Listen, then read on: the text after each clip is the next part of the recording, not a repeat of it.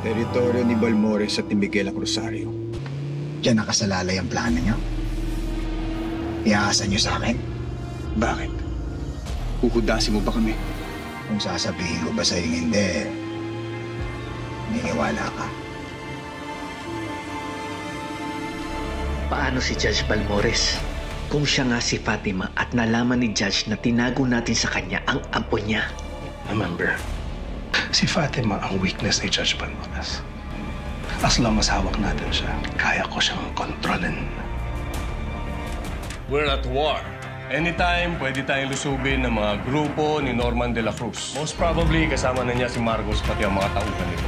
Jane, Tido, nasa checkpoint tayo. Bakit kasi tayo dito dumaan?